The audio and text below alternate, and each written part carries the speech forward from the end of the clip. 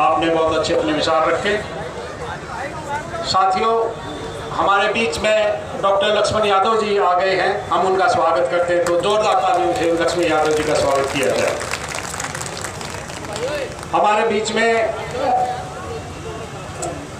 SDO Rajkumar Singh ji भी आए हैं, उनका भी हम स्वागत करते हैं। धर्मेंद्र कुशवाहा जो आबीसी गठबंधन से हैं, उनका भी हम स्वागत करते हैं। तो साथियों, जोरदार तालियों से इन साथियों का भी स्वागत किया जाए। साथियों, आज हम यहाँ पे इकट्ठे हुए हैं, किस लिए इकट्ठे हुए हैं? हम इकट्ठे हुए हैं सामाजिक परिवर्तन के लिए। हम व्यवस्था परिवर्तन चाहते हैं। और व्यवस्था परिवर्तन कौन सा? ये जो जाति पाति की भेद है, जो एक ऊंच नीच की दीवार है, इसको तोड़ना चाहते हैं। इसी उद्देश्य के लिए हम यहाँ पे आज इकट्ठे हुए हैं। तो हम सभी साथियों का आह्वान इसीलिए किया है। तो आज अभी इसी कड़ी में मैं इंजीनियर हमवीर सिंह हमारे साथ बैठे हुए, जो कि चीफ इंजीनियर हैं डीएमसी से, एक्स भूतपूर्व, उनको आमंत्रित करता हूँ कि वो आए, अपने विचार समय की सीमा में रखते हुए करें। हमवीर सिंह। बहुत बहुत धन्यवाद।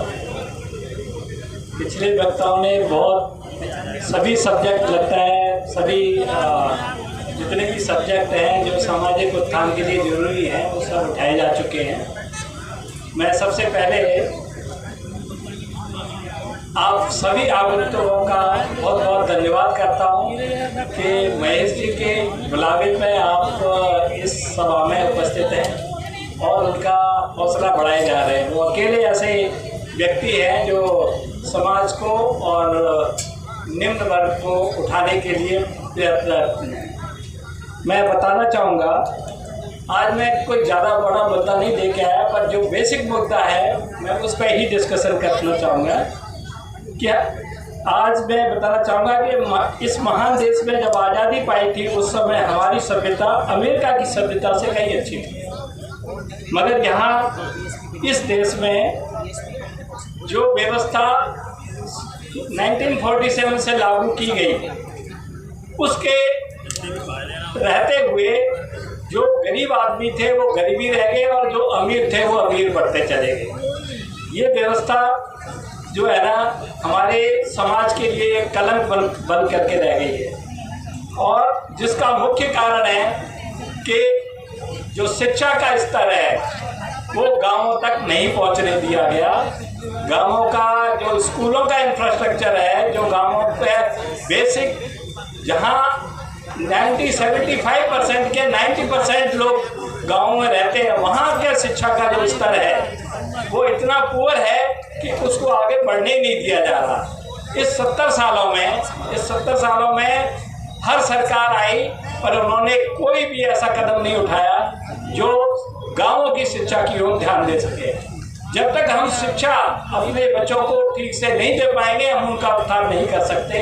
ये एक मेन मुद्दा है कि जिसकी तरफ सरकार आंख बंद करके चली है, और इसका मूल कारण आप सभी लोग जानते हैं कि ये जो छोटे और गरीब जो तबका है उसको उठाने देना ही नहीं चाहते।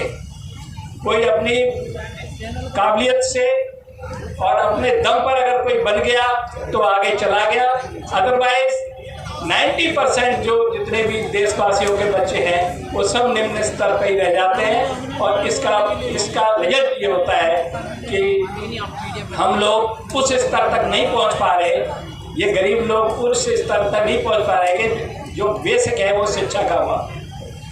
जब तक हम शिक्षा को, अपने बच्चों के शिक्षा का स्तर नहीं बढ़ाएंगे, हम आगे नहीं बढ़ सकते। ये सोच करके देख लीजिए।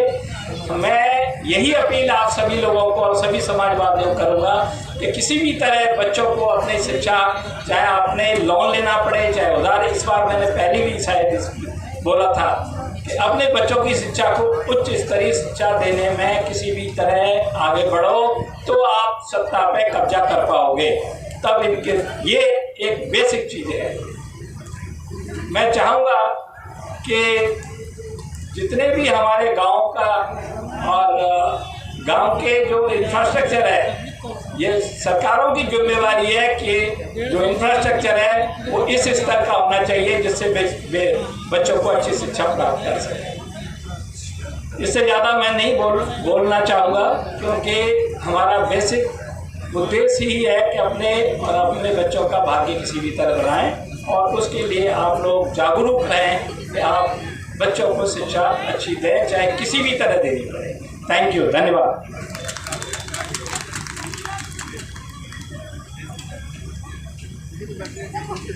बहुत बहुत धन्यवाद सर आपका। तो हमारे बीच में माननीय शेर सिंह जी आए हैं फरीदाबाद से, जो कि सागर फाउंडेशन है, हम इनका स्वागत करते हैं। माननीय विजेंद्र सिंह बघेल साहब हैं, जो कि मथुरा से हैं, ओबीसी अधिकार संगठन से हैं, इनका भी हम स्वागत करते हैं।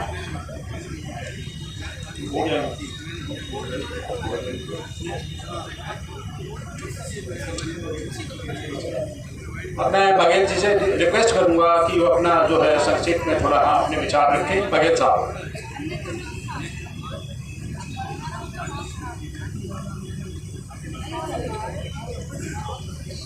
न्याय अधिकार महाकुंभ के अवसर पर परम आदरणीय पैगाम के संस्थापक परम आदरणीय झल्ली साहब, पैगाम के राष्ट्रीय निमंत्रक परम आदरणीय जस्टिस BN बाग साहब और राष्ट्रीय और फेडरेशन के राष्ट्रीय अध्यक्ष परम आदरणीय न्यायमूर्ति ईश्वरैया साहब, कार्यवाहक अध्यक्ष हंसराज साहब और मेरे समस्त सम्मानित मंच पर उपस्थित सम्मानित जनों और भी सामने उपस्थित मेरे समस्त सम्मानित न्याय की लड़ाई लड़ने वाले बहन और भाइयों, मैं ज़्यादा समय तो नहीं लूँगा, मैं भाषण ज़्यादा जानता नहीं हूँ। मैं एक बात कहना चाहता हूँ कि ये देश तथागत बुद्ध का देश है, ये देश नानक साहब का देश है, ये देश कबीर का देश है, ये देश उनका मैं भूल गया नाम, मेरे गले में प्रॉब्लम है। ये मनुस्मृति चाहने वालों का देश नहीं है। साथियों, आज मैं यहाँ इस उस पर मैं कहना चाहता हूँ कि उत्तर प्रदेश में कंटिन्यू है हमारे माननीय डॉक्टर रामबख्श वर्मा जी, जो फेडरेशन के संरक्षक हैं, उत्तर प्रदेश के अध्यक्ष, भाई वो नाम वो गड़बड़ हो रहा है, और संयोजक हमारे बरदानी साहब हैं। मुझे उत्तर प्रदेश पर्यवेक्षक के रूप में संगठन को व्यापक स्थान देने के लिए भेजा है। मैं आप के समक्ष मैं कहना चाहता हूं कि 6 महीने के अंदर फेडरेशन का संगठन उत्तर प्रदेश में जिला लेवल तक मैं ले आऊंगा। मेरे साथ आदरणीय रामबख्श वर्मा साहब पूर्व सांसद और हैं, तो ये मैं 6 महीने के साथ क्यों लड़ाई 2 खामों पर लड़ाई लड़नी है, 2 रास्तों पर लड़ाई लड़नी है। एक रास्ता जुडिशियरी का रास्ता है, दूसरा रास्ता जनमत का रास्ता है। ये लड़ाई जुडिशियल पर तो हम और लड़ने के योग्य हो गए हैं, अब हमें कमी नहीं रही है। लेकिन मैं स्पष्ट कह लेना चाहता हूँ यहाँ पे कि हम जनमत के उसमें अभी हम कमजोर हैं, इसको हमें ताकतवर बनाना है और मनुवादियों के मंसूबे को हमें पूरा नहीं होने देना है। एक बात और जोड़ते हुए मैं कहना चाहता हूँ कि बहुजन समाज 85% है, लेकिन ये धर्म में जकड़ा हुआ है, ये जाति में जकड़ा हुआ है, ये जाति के दायरे से इसको निकलना पड़ेगा और धर्म के बंधन से इसको झुकना पड़ेगा। मैं एक उदाहरण के साथ ही आपके समक्ष कहना चाहता हूँ कि 1 हफ्ते के अंदर मेरा कोई भाई यदि ये सोच ले कि कोई राम कोई जो है वो अल्लाह नहीं है, कोई नहीं है, और वो जीवन दिया 1 हफ्ते के अंदर, तो उसके जीवन पे कोई अंतर नहीं पड़ेगा, कोई उसका अंतर नहीं पड़ेगा। और 1 हफ्ते के अंदर यदि साइंस के को छोड़ के यदि मोबाइल को न रखे, टीवी को इस्तेमाल न करे, यदि वो फिर इसको इस्तेमाल करे, जो साइंस के उपकरण है, जो साइंस को हमें जीने के लिए अधिकार दिए हैं, सुगमता दी है, एक हफ्ता छोड़ के देख ले, वो त्राय हो जाएगी। तो मैं कह देना चाहता हूँ यहाँ पर मैं कह देना चाहता हूँ कि साथियों, धर्म जो मानता है माने, लेकिन उसको ढीला करना पड़ेगा। और जाति की बात हो क्या रहा है, जाति के नाम पर संगठन लोग बना देते हैं और उसके नाम पे अलग अलग दलों से लड़ते हैं चुनाव और बहुजन का वोट बढ़ जाता है। हमें बहुजन के वोट को जितना में एक कर लेंगे, हमें बात हमारे सामाजिक संगठन हमारे यहाँ उपस्थित हैं, मैं कह देना चाहता हूँ उनके नेतृत्व से कि हम यदि एक कर लेंगे सामाजिक संगठनों को, तो वो दिन दूर नहीं कि सत्ता हमारी होगी, शासन हमारा होगा, न्याय हमारा होगा और हम किसी भी क्षेत्र में, चारों क्षेत्र में हम कहीं पीछे नहीं रहेंगे। और उत्तर प्रदेश की जो जिम्मेदारी दी है, भगवान साहब जो है, डॉक्टर राम वो है, इन लोगों की मदद से मैं वादा करता हूँ आप लोगों के सामने 6 महीने के अंदर इस संगठन को जिला लेवल तक ले आऊंगा और माननीय ईश्वरिया साहब को, माननीय हंसराज जी को कह दूंगा कि आ जाइए, प्रत्येक जनपद से आपको प्रतिनिधित्व मिलेगा और हजारों की संख्या में आपका स्वागत उत्तर प्रदेश करेगा और उस लड़ाई को हमें उत्तर प्रदेश से जीतना है। इन्हीं शब्दों के साथ मैं तो मेरे गले में स्टॉक हुआ है, मैं भूल जाता हूँ, डॉक्टर लगे हुए हैं, डॉक्टर उन्होंने निकाल दिया मुझे उस दलदल से। मैं हिम्मत हारने वाला नहीं हूँ, मुझे दिखाई देता नहीं है, फिर भी मैं उस चैलेंज को स्वीकार करता हूँ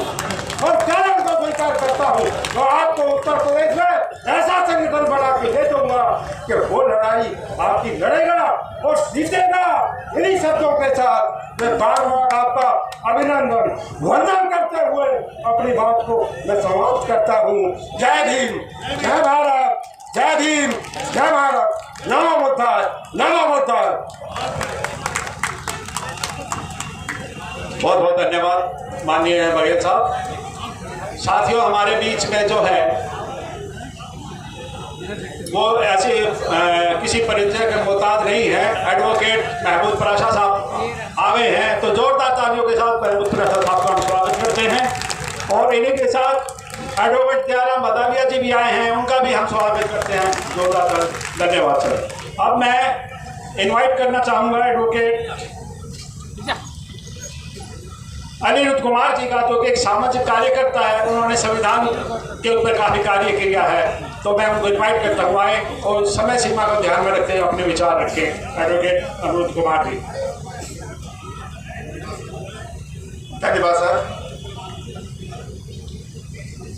मैं सर्वप्रथम विश्व गुरु साक्षी मुनि तथागत भगवान बुद्ध एवं संवैधानिक भारत के निर्माता, लोकतांत्रिक जीवन मूल्यों के स्थापत्यकार बाबा साहब डॉक्टर B.R. अम्बेडकर को नमन करता हूँ विद्वजनों, सज्जनों, साथियों, आप सभी को।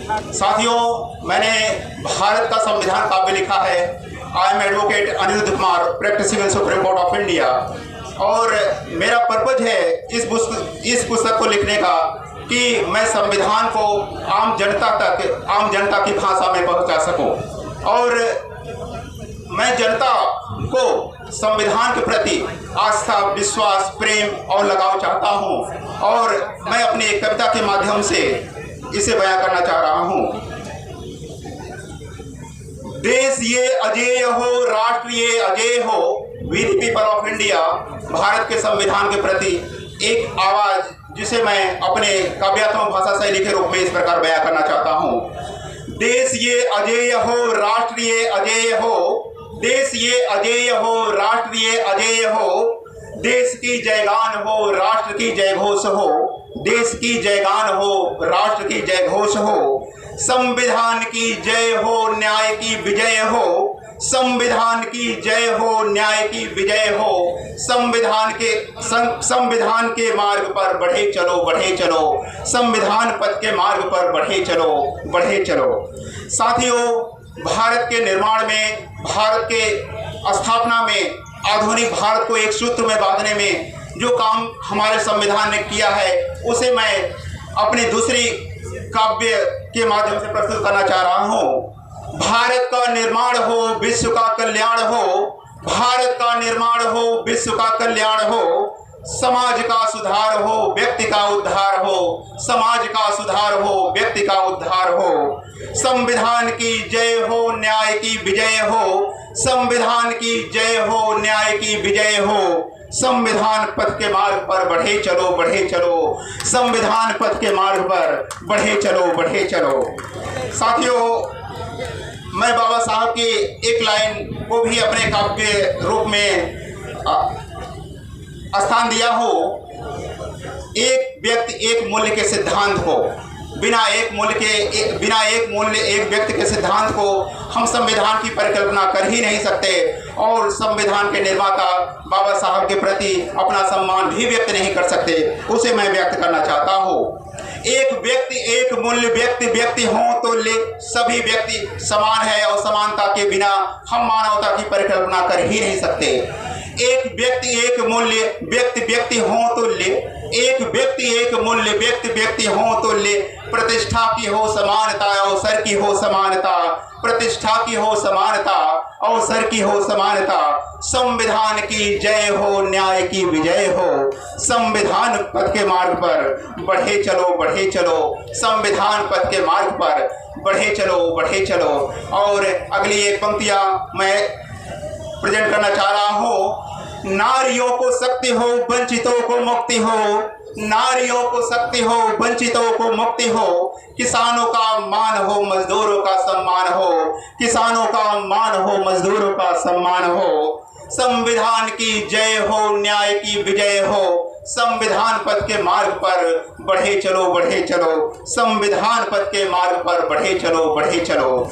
जाति पाति का अंत हो, ऊंच नीच का निदान हो, जाति पाति का अंत हो, ऊंच नीच का निदान हो। समाज का उपचार हो, अन्याय तार तार हो, समाज का उपचार हो, अन्याय तार तार हो। संविधान की जय हो, न्याय की विजय हो। संविधान पथ के मार्ग पर बढ़े चलो, बढ़े चलो।